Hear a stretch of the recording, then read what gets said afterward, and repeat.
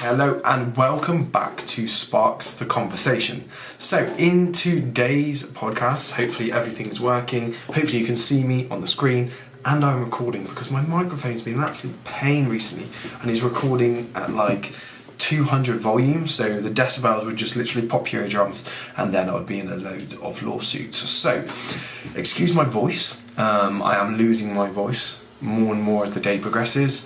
No, it is not COVID. Oh no, I can't say that word or else I get banned. It is not the C-bomb, but nonetheless, don't feel great at the moment. So today is the first day I've actually taken off completely from the gym.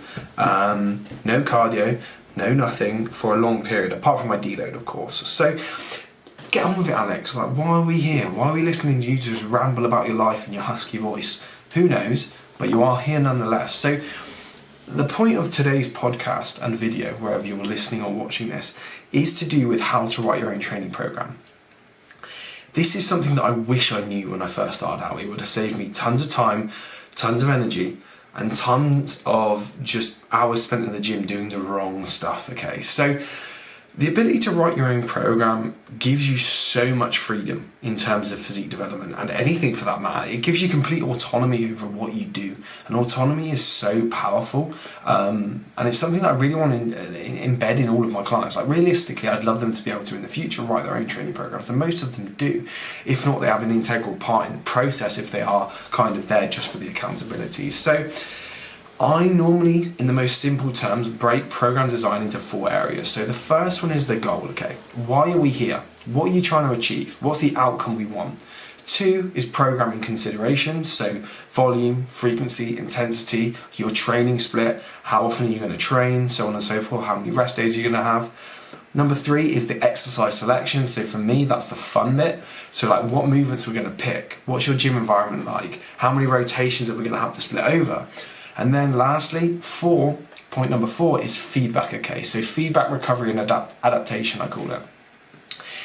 And this point is really key because it's where we gather feedback and refine the process and create the optimal program, okay? Because especially when you're taking control of yourself, the feedback you gather on yourself and of your decisions will really be able to fine-tune the program that you've designed for yourself. For example, I know I've jumped to point number 4 here, but I'll speak about it. If you pick a deadlift and you don't get along with a conventional deadlift and you get that feedback straight away, you can straight away change it and make the change that's going to impact the program and make it more optimal for you. So that's why feedback is key. You shouldn't just set something and then leave it and let it go stale. You should always be trying to continuously develop it. So let's go back to point 1 before I fully lose my voice.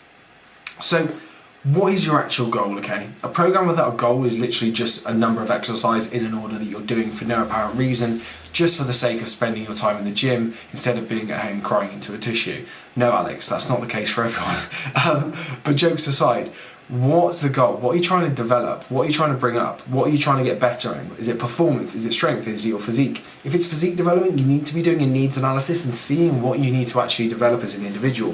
If the goal is a competition or a photo shoot, what areas do you need to bring up in your off season or your non-dieting phase that's actually going to develop that physique in the long run? If you don't know that, all of the preceding points are pretty much pointless and you're just going to be spinning your wheels or just doing like a very generic program that's going to try and bring up everything.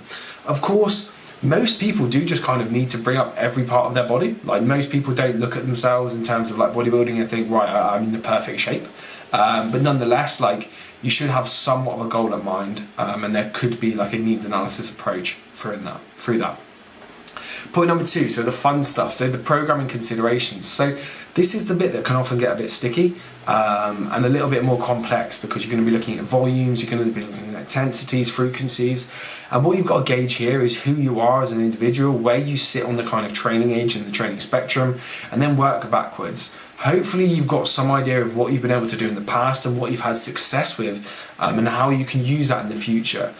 The thing here is I would always start off on the potentially low end of volume and develop your training intensity to an adequate intensity if you're a new trainee. If you're an advanced trainee, you could experiment with undulating volume periods or just progressing things for a double progression model. It's very simple. as long as you are applying progressive overload over time, the mechanism or the method that you use to do that is completely up to you. There are multiple ways to skin a cat, as I say on Instagram all the time. It doesn't have to be just this one approach that's going to get you the results. It could be a number of different approaches that could get the same person the same outcome. You just need to find the right approach that works for you. So reps and reserve, training to failure, somewhere in between. It's completely up to you, but this is where you need to understand yourself and work that out. You need to fit all of that within your split. So a split's quite important. It often gets kind of romanticized.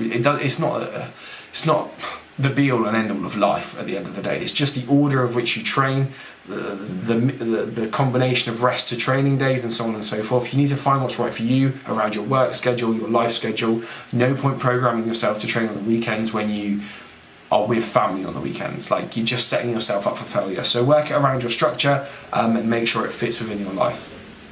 Point number 3, exercise selection. So this is the fun stuff, okay?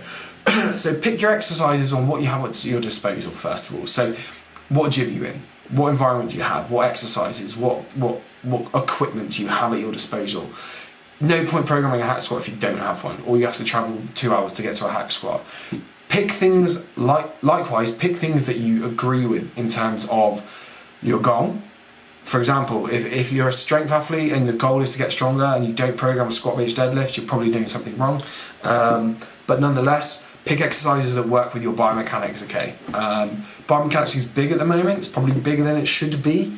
Like, at the end of the day, most of us can move. But pick exercises that work for you and get them in your program, okay? But make sure they align with the goal of what you're trying to achieve. Otherwise, again, are you just doing exercises for exercise's sake? Have I missed anything out about exercises? No. Make sure you get good in your gym environment. That's probably one thing I would say. Of course, you can make progress in a pure gym, but it's probably harder than if you trained at Ultraflex, but most of us don't have that luxury. Last up, point number 4, and like I spoke about and I touched on briefly, I'm just going to have a drink because I actually feel like I'm going to lose my voice. That wasn't actually me gargling. That's actually done nothing, has it? Nothing at all. Still sound as hoarse. So last point, feedback. So feedback's essential, and this is something that I picked up and I kind of adopted from my time in education. So whenever you're learning something, you use feedback to guide learning, okay? I mean, this is the same in learning how to program for yourself.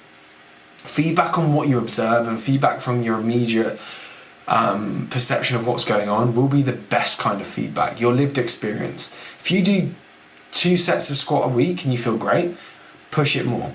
If you feel absolute trash and you don't get along with the squat, you probably should rotate that out. And that's how the feedback can improve things.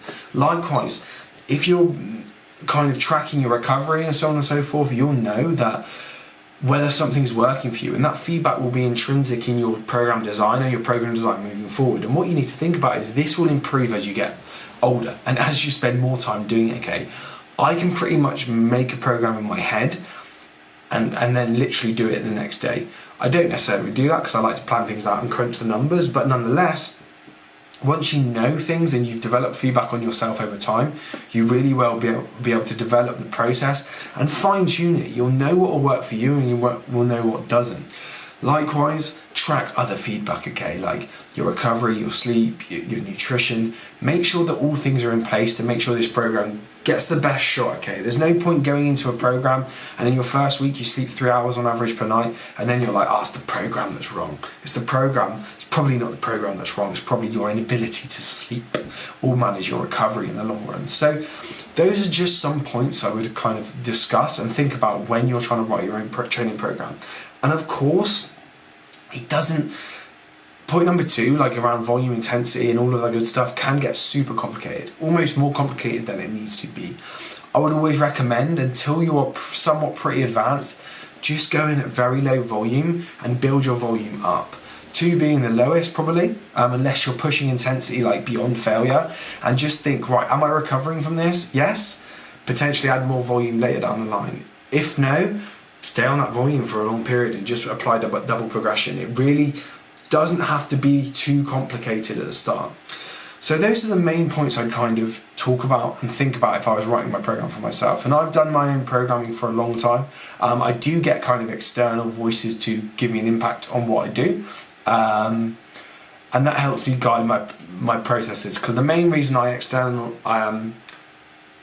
externalize that is so that I don't kind of just program things that I like and the program things that I have had success with in the past that actually might not have developed my physique, because in physique development sometimes you just get drawn to your strengths, and sometimes your strengths in terms of performance aren't always your strengths in terms of your physique. For example, I'm always tempted to kind of program a conventional deadlift just because I'm strong at it and I like doing it, when really my posterior chain really suffered during my dieting phase. So that's why I've gone more towards a stiff leg deadlift that's going to recruit more hammies and my erectors. So I'm going to go because I don't want to cough down the mic anymore at you, and I appreciate that you've probably got things to do, and I think 10 minutes is quite a good episode length. So if you enjoyed the video or the podcast, wherever you are, give it a subscribe, give it a like, give it a comment.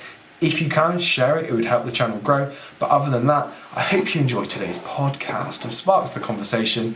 If you would be interested in online coaching with me, give us a message on social media, or you can go to our website at www.projectsparks.com, and we will get back to you if you apply through the channels on the website. But other than that, we look forward to hearing from you.